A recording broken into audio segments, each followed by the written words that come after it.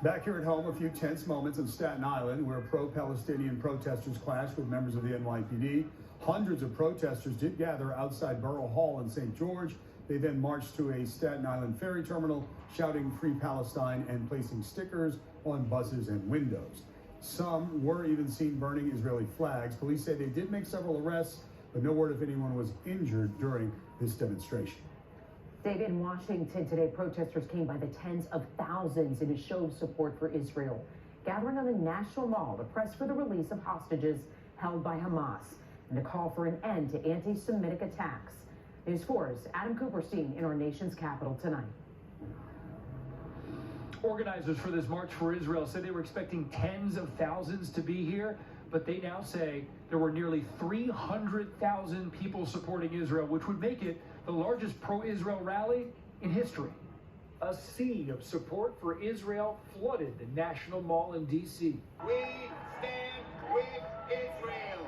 The massive crowd applauded as a bipartisan group of congressional leaders joined hands and then erupted when they rejected the global calls for a ceasefire in Gaza. The calls for a ceasefire are outrageous. And we are going to do everything possible to stop the anti-Semitic attacks against our Jewish brothers and sisters. Within the crowd, the signs and messages varied, but all were united in the fight against rising anti-Semitism.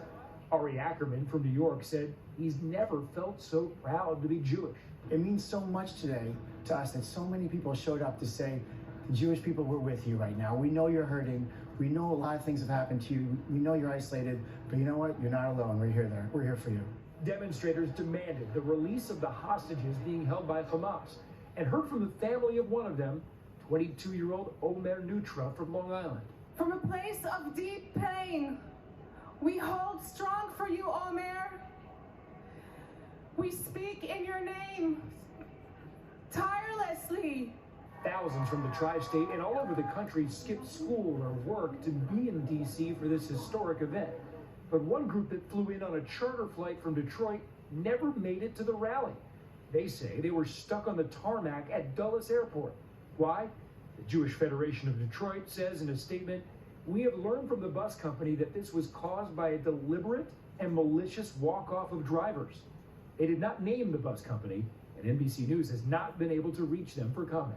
And with all the beefed up security and concerns about safety, this huge rally went off without a hitch, no significant counter-protest, a fully peaceful event from start to finish. In Washington, Adam Cooperstein, News 4 New York.